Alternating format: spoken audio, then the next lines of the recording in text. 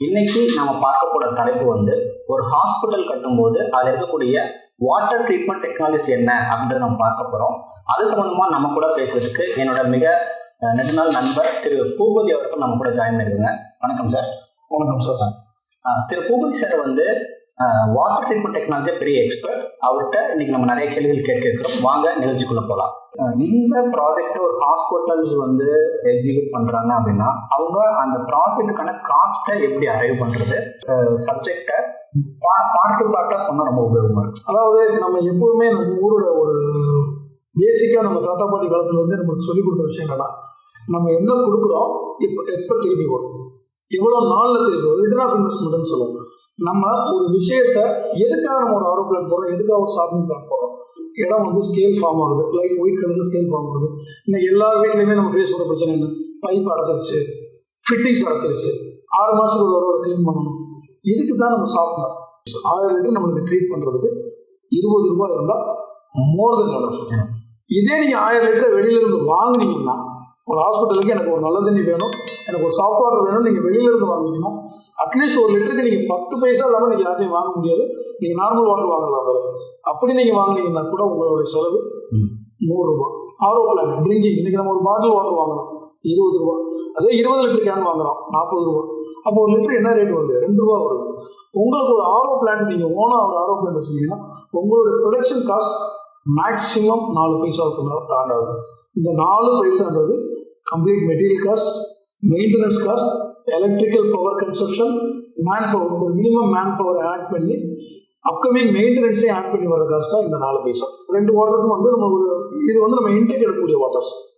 ஃபைனலாக waste water treat பண்ணி போகிறது அது பாட்டு ரோட்டில் தானே போகுது, இல்லை எனக்கு பக்கத்தில் ட்ரைனேஜ் இருக்குது அதில் கொடுக்கலாமே, நான் ஏன் அதை காசு செலவு பண்ணி ட்ரீட் பண்ணுவோம். இந்த இடத்துல தான் நம்ம ஒரு சின்ன விஷயம் தெரிஞ்சுக்கணும். இப்போ நம்மளுக்கு வந்து ஒரு லிட்டர் ட்ரீட் பண்ணுறதுக்கு அதிகபட்சம் நம்மளுக்கு 3 பைசா ஆகுது. ஒரு ஹாஸ்பிட்டல் இண்டஸ்ட்ரியில் ஒரு 100 பெட் இருக்கிற ஹாஸ்பிட்டல் எடுத்துக்கலாம். அவங்களுக்கு ஒரு நாளைய வேஸ்டேஜ் 50,000 லிட்டர். இந்த 50,000 லிட்டருக்கு அவங்களால டேங்க் கட்டி ரெகுலராக மானிட்டர் பண்ணவும் மெயின்டைன் பண்ணவும் முடியாது. அதை மீறி நான் ஒரு வருஷத்துக்கு டேங்க் கட்டிட்டேன், டெய்லி டேங்கர் லாரி வச்சு எடுக்க சொல்கிறேன்னு சொன்னீங்கன்னா, ஒரு டேங்கர் லாரி இன்னைக்கு எந்த ஊரில் எடுத்தாலும் இருக்கிறதுலே மினிமம் காஸ்ட் 1500 ருபீஸ். 50,000 லிட்டரை வெளியில் எடுத்துகிட்டு போகிறதுக்கு ஒரு டேங்கர் லாரி குறைஞ்சது 4.5 டேங்கர் லாரி வேணும். 4 டேங்கர் லாரி அப்படின்னா 6750 ரூபா. நம்ம ஒரு 6700 ரூபா அப்ராக்சிமேட் காஸ்ட் வச்சுக்கலாம் ஒரு நாளைக்கு. ஸோ ஒரு மாதத்துக்கு என்னாச்சு, 1,95,000 ரூபாச்சு. ஒரு வருஷத்துக்கு என்னாச்சு, 2 லட்ச ரூபாய் என்று ஒரு வருஷம் 24 லட்சம் ரூபாச்சு. ஸோ இத்தனை பண்ணுறோன்னே இந்த தண்ணி எங்கே போகுது, எடுத்துக்கொண்டு போய் இன்னொரு இடத்துல ஏதோ ஒரு கவர்மெண்ட் லேண்ட்லையோ இல்லை கவனிப்பார்க்கிற ஒரு நிலத்துலையோ புறம்போக்குலையோ இல்லை நம்ம குடிதண்ணி வர்ற இடங்கள்லையோ கோடையிலையோ எங்கேயோ ஒரு இடத்துல கொடுத்து திருப்பி அது பொல்யூட்டாகி நம்மளுக்கு தரும். அதுக்கு பதிலாக அதுக்குண்டான இன்வெஸ்ட்மெண்ட் நீங்கள் பண்ணுறீங்க அப்படின்னா, ஸோ அந்த 50,000 லிட்டருக்கு நீங்கள் 24 லட்ச ரூபா ஒரு வருஷத்துக்கு செலவு பண்ணணும். இதில் அடிஷனல் டிஃபிகல்ட்டிஸ், ஒன்று மணி, 2வது டேங்கர் லாரிக்கான டயர் வச்சு போச்சு, வர வழியில் பஞ்சர் ஆகிடுச்சு, எனக்கு 3000 ரூபாய்க்கு வேற ஒரு ஆர்டர் கிடச்சிச்சு, வரலைன்னா உங்களோட மொத்த ப்ராசஸும் ஹோல்டிங்கில் நிற்கும். ஸோ டேங்கர் லாரி வரணும், இல்லை அவங்க வர வைக்கணும், இல்லை வேறு டேங்கர் லாரி பார்க்கணும். ஸோ எவ்வளவு தலைவலி, அது ஒரு பெரிய ப்ராசஸாக போகும். பட் எஸ்டிபி நீங்கள் பண்ணீங்கன்னா உங்களுக்கு அதிகபட்ச இன்வெஸ்ட்மெண்ட்டு இன்னைக்கு நிலைமைக்கு இன்க்ளூடிங் உங்கள் சிவில் ஒர்க்கோட சேர்த்து 10 to 12 லட்சம் வந்தால் பெரிய விஷயம். நல்ல ஒரு தரமான sewage treatment plant, proper mechanical equipments நம்ம நாங்கள் கொடுக்கும்போது நாங்கள் எல்லா எக்யூப்மெண்ட்ஸுமே டபுளாக கொடுத்துறோம். ஒரு ஒர்க்கிங் ஒரு ஸ்டாண்டு. ஏன்னா இந்த விஷயத்தில் இமீடியட்டாக நீங்கள் சர்வீஸ் கூப்பிட்டு வித்தின் ஹவரில் நாங்கள் பண்ணி கொடுக்கக்கூடிய திறமை இருந்தாலும் அதுக்குண்டான டைம் பீரியட் வேணுன்றதுனால நம்ம எல்லாமே ஒர்க்கிங் ஸ்டாண்டோட கொடுக்குறோம். இப்போ கம்பேர் பண்ணுங்கள், ஒரு வருஷத்துக்கு நீங்கள் 24 லட்ச ரூபா செலவு போட்டுருக்கோம். ஒன் டைம் இன்வெஸ்ட்மெண்ட்டாக 12 லட்ச ரூபா செலவு பண்ணிங்கன்னா சிவேஜ் ட்ரீட்மெண்ட் பிளான்ட்டுக்கு நீங்கள் கட்டக்கூடிய சிவில் ஒர்க் எத்தனை வருஷம்னாலும் அப்படியே தான் இருக்க போகுது. ஆமாம். அதுக்கப்புறம் அதோட மெயின்டெனன்ஸ் அப்படின்னு பார்த்தா சின்னதாக ஏதோ ஒரு பம்பில் ஒரு சின்ன பிரச்சனை, ஒரு ஃபில்டர் மீடியா மாற்றணும், ஒரு ஓவரால் ஒரு மாதத்துக்கு ஒரு 2000 ரூபா இருந்தால் பெரிய செலவாக இருக்கும். இப்போ ரொம்பவே எளிமையாக அதை சொன்னீங்க, ரொம்பவே நல்லா புரிஞ்சுது. இப்போ இதோட மெயின்டெனன்ஸ் என்ன? ஓகே, நீங்கள் சொல்லியாச்சு, நீங்கள் வந்து இவ்வளோ காஸ்ட் ஆகுது, அதெல்லாம் நீங்கள் ஓனாகவே பண்ணியிருங்க. அப்போ தான் உங்களுக்கு வந்து அந்த கிரவுண்ட் வாட்டர் எல்லாமே திரும்ப பூமிக்குள்ளே போகும். ஃப்யூச்சரில் நீங்கள் வாட்டர் வந்து வெளியிலேருந்து வாங்கக்கூடிய தேவை இருக்காது. அந்த வாட்டரை நம்ம வந்து நம்ம இடத்துலேருந்து எடுத்து கன்சியூம் பண்ணிக்கலாம்னு சொன்னீங்க. இப்போது அடுத்த கொஸ்டின் என்னன்னா, இதோட மெயின்டெனன்ஸ் என்ன, அதுக்கு என்ன மாதிரியான எக்ஸ்பெண்டிச்சர் இருக்குது, அதை பற்றி சொல்லுங்கள் சார். எந்த வாட்டர் ட்ரீட்மெண்ட் பிளான்ட்னாலும் அது ஒன் டைம் இன்வெஸ்ட்மெண்ட் தான் சார்.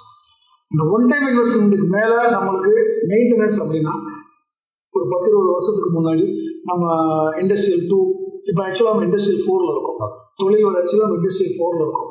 ஸோ இண்டஸ்ட்ரியல் 2ல் இருக்கும்போது ஆட்டோமேஷன்றது எதுவுமே கிடையாது. ஸோ அப்போ எந்த ஒரு மிஷின் ஓடணும்னாலும் அதுக்கு ஒரு துணைக்கு ஒரு மேன் பவர் வேணும். ஒரு கெமிக்கல் கலக்கிறதா இருக்கட்டும், ஒரு பிளான் சுவிட்ச் ஆன் பண்ணுறதா இருக்கட்டும், ஆஃப் பண்ணுறதா இருக்கட்டும், எல்லாத்துக்குமே ஒரு மேன் பவரை டிபெண்ட் பண்ணியே தான் எல்லா டெக்னாலஜியும் எல்லா இண்டஸ்ட்ரியும் இருந்தது, இன்க்ளூடிங் வாட்டர் மினிஸ்டர் ஆகணும். பட் நம்ம இப்போ இண்டஸ்ட்ரி 4ல் இருக்கோம். இப்போ வந்து எல்லாமே ஆட்டோமேஷன் ரொம்ப ரொம்ப ரொம்ப ரொம்ப ஈஸியாக. ஸோ இந்த ஆட்டோமேஷனில் நெக்ஸ்ட் லெவல் அட்வான்ஸ் டெக்னாலஜி என்ன? PLC, program logic control. அதுக்கு மேலே அட்வான்ஸ் டெக்னாலஜி என்ன? ஸ்கேடா. இது எல்லாமே பண்ண முடியும். இது எல்லாமே நம்ம பண்ணி கொடுத்துருக்கோம். ஒரு சிவேஜ் ட்ரீட்மெண்ட் பிளான்ட் பண்ணுறீங்க அப்படின்னா உங்களுக்கு 2 வருஷத்துக்கு அப்புறம் அந்த carbon filter, sand filter media replace பண்ணுங்க. இதுதான் நாங்கள் கொடுக்கக்கூடிய அதிகபட்ச சஜஷனு. மற்றபடி எல்லா மெக்கானிக்கல் எக்யூப்மெண்ட்ஸும் ப்ராப்பராக ரன் ஆகிட்டு இருக்கும்போது அடிஷனலாக எந்த மெயின்டெனன்ஸும் கிடையாது. ஒரு sand filter, carbon filter media replace பண்ணுறதுக்கு அதிகபட்சம் ஒரு 30,000 40,000 செலவாகும். 24 மாதத்துக்கு 40,000 ரூபாய்னா ரொம்ப கம்மி. ஒரு நாளைக்கு உங்களுக்கு ஒரு மாதம் கணக்கு ஒரு 1,500 ரூபா கூட வரும். நான் முதல்ல சொன்ன மாதிரி ஒரு மாதத்துக்கு நீங்கள் 2,000 ரூபாய் எடுத்து வச்சா கூட ஒரு வருஷத்துக்கு உங்களோட மெயின்டெனன்ஸ் காஸ்ட் 24,000 ரூபா மட்டும்தான். இது வந்து எக்ஸப்ட் கரண்ட் பில். அடிஷ்னலாக நான் ஒரு உங்களுடைய பெனிஃபிட்டுக்காக, ஹாஸ்பிட்டலோட பெனிஃபிட்டுக்காக நான் ஃபைனலாக ஒரு சஜஷனும் சொல்லுறேன் சார். இன்றைக்கி நான் பார்க்கக்கூடிய நிறைய விஷயங்கள் என்னென்னா, ஒரு இடம் வாங்குறீங்க, ஹாஸ்பிட்டல் கன்ஸ்ட்ரக்ஷன் பண்ணிடுறீங்க, கன்ஸ்ட்ரக்ஷன் பண்ணி முடிஞ்சதுக்கப்புறம் ஹாஸ்பிட்டல் ஓப்பனிங் அப்போ பொல்யூஷன் கண்ட்ரோல் போர்டு அப்ரூவல் வாங்கணுமா அப்படின்னு ஒரு கொஸ்டின் வருது. ஸோ பொல்யூஷன் கண்ட்ரோல் போர்டு பற்றி ஒரு சின்ன ஒரு 10 செகண்ட் பிரீஃப் சார். ஒரு இடம், நிலம் நீங்கள் தேர்வு செஞ்சு இந்த இடத்துல ஹாஸ்பிட்டல் கட்ட போகிறோம் அப்படின்னு ஒரு முடிவு பண்ணதுக்கப்புறம் அந்த இடத்துல எந்த விதமான கன்ஸ்ட்ரக்ஷன் இல்லாமல் வெறும் தரையாக இருக்கும்போது பொல்யூஷன் கண்ட்ரோல் போர்டில் நீங்கள் கன்சர்ன் ஆஃப் எஸ்டாப்ளிஷ்மெண்ட், இந்த இடத்துல இந்த மாதிரி ஒரு மருத்துவம் நம்ம ப்ரப்போஸ் பண்ணுறோம் அப்படின்னு சொல்லி ஃபர்ஸ்ட் நம்ம ஒரு அப்ளிகேஷன் கொடுக்கணும். அந்த அப்ளிகேஷனுக்கு அவங்க கன்சென்ட் ஆஃப் எஸ்டாப்ளிஷ்மெண்ட் கொடுப்பாங்க. கன்சென்ட் ஆஃப் எஸ்டாப்ளிஷ்மெண்ட் வாங்கிட்டோம்னா அதோட வேலிடிட்டி 2 இயர்ஸ்.